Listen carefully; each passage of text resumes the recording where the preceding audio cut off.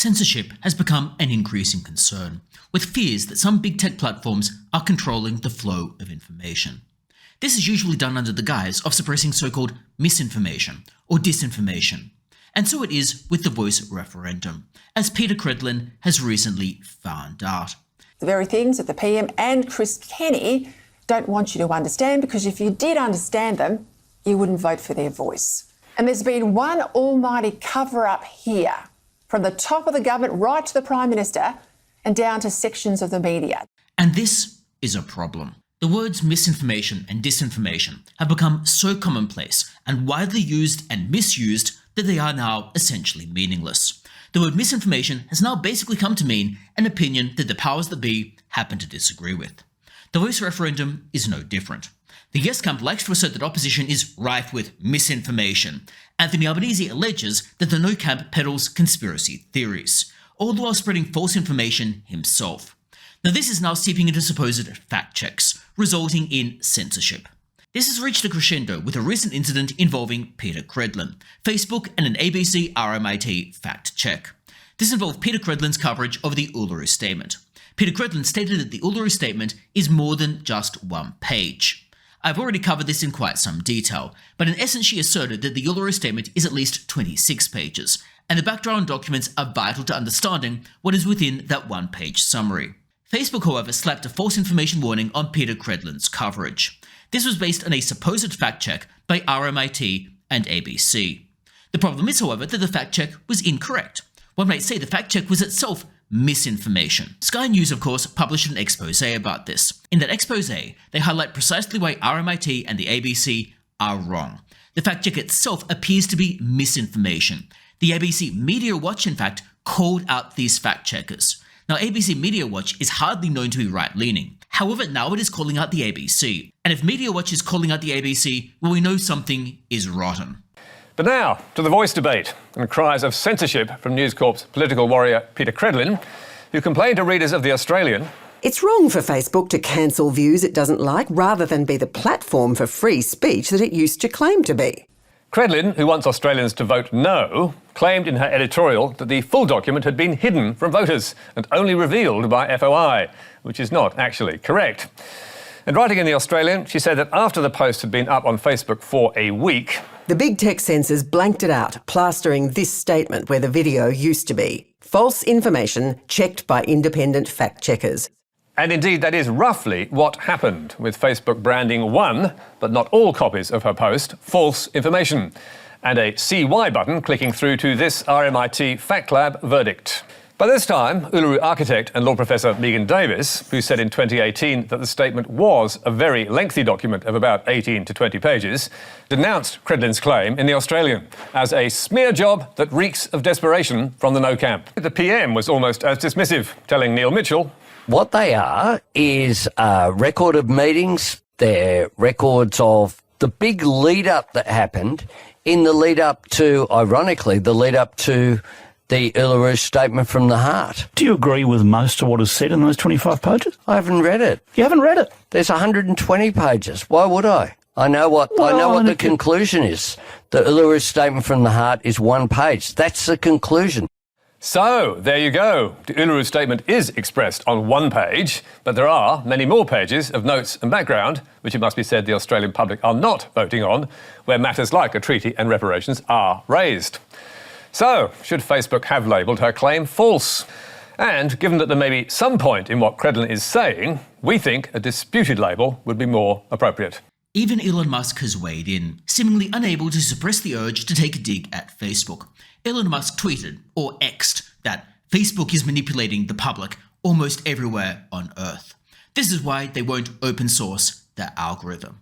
And then he's retweeted someone who stated, Mark Zuckerberg says Facebook has independent fact-checkers, is open to all perspectives, and doesn't interfere in elections.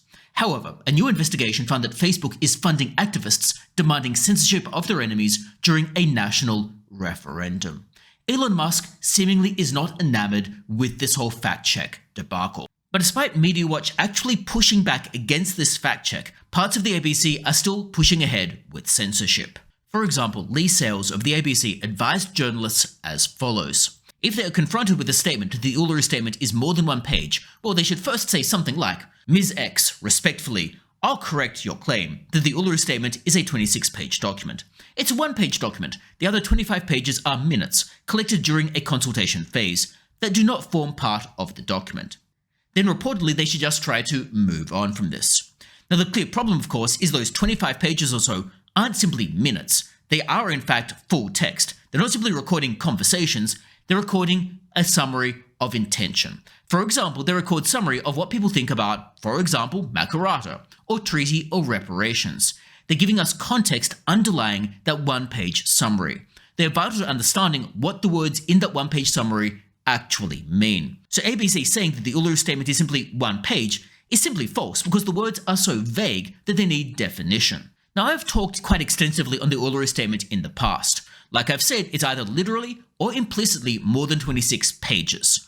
There are good reasons to believe it is literally more than 26 pages. For example, on several occasions, Megan Davis, the Uluru Dialogue co-chair, has stated that the Uluru Statement is in fact more than one page. For example, in her 2018 Parks oration, Megan Davis stated, the Uluru Statement from the Heart isn't just the first one-page statement.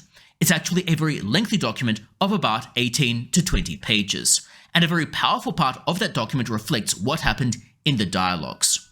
She also said in 2022 in The Australian, the Uluru Statement is occasionally mistaken as merely a one-page document. In totality, it is closer to 18 pages and includes a lengthy narrative called, quote, Our Story. Now that 18-page figure is likely coming from the fact that the text of the document is shorter than 26 pages, because the 26 pages includes extensive footnotes. Now Megan Davis also said in a webinar for the Australian Institute in 2022, quote, it's actually like 18 pages, the Uluru Statement.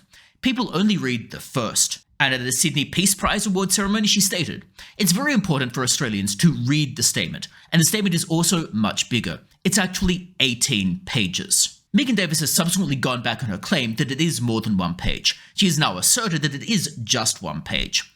Now, let's assume that she was just misspeaking at the time. What she really meant to say was it was one page, but the other pages are context. However, that one page is so vague that it requires definition. We need to go to the background documents to know what that one page actually means, to know what Makarrata is, to know what a treaty is, to know what a treaty's goals are going to be. And this comes from the extended document, and this should be obvious. It is misinformation to claim that the totality of the Uluru Statement is simply one page. It is one page plus additional context, and potentially even is up to 26 pages. Whichever way you define it, it requires more than one page to understand what is going on. Now, of course, the government has form on this type of thing, and form on being rather misleading, to be honest. For example, the superannuation tax grab earlier in 2023 was falsely premised on being modest. In fact, it was not. It imposed a tax on unrealized capital gains. This was a major change. Furthermore, the $3 million cap on superannuation before this tax kicked in, well, that was marketed as just catching wealthy people. But what they didn't tell everyone was that that $3 million cap isn't indexed, which means that with high inflation, ultimately more and more people are going to be caught up in it. It's rather like bracket creep. It's kind of like how bracket creep is working at the moment with ordinary income taxes. This was a bit of a bait and switch, and the government was clearly misleading in the marketing about it. Now back to the present referendum, we really are confronted with the question of who will fact check the fact checkers? Big tech doesn't seem like it's going to be up to the job, at least many of the big tech platforms. Now Facebook clearly manifestly was not. At least at YouTube at the moment, they're letting different voices be heard. For now. However, of course, that could change, and that would be a concern. Maybe, for example, the government will send its metaphorical jackbooted goons to Google headquarters to shut everyone up. After all, Anthony Albanese has noted that if he were dictator for 5 years, one of the first things he would like to do is ban social media, which is a slightly disturbing statement coming from a sitting Prime Minister. Furthermore, he's also championed, like I've indicated, that bill to suppress so-called misinformation. He's certainly therefore heading in the direction of suppressing any speech he happens to disagree with. It looks like if you disagree with Anthony Albanese, he's going to try to shut you down, and he's going to name call, and he's going to obfuscate, and he's just going to say that you're spreading misinformation, even when he himself is saying some false things. But for now, the best we can do is call out the rubbish when we see it. Polling is clearly turned against the Voice. People are sick and tired of all of the misinformation coming from the Yes campaign. But even when the Voice is defeated, it's important to be cautious. Even if it is defeated, it shows us what to expect from the ALP and Albanese at the next election. We need to be vigilant for any false information coming out of the government around that time. And it would be brave for us to trust anything that the government says about their policies from here on.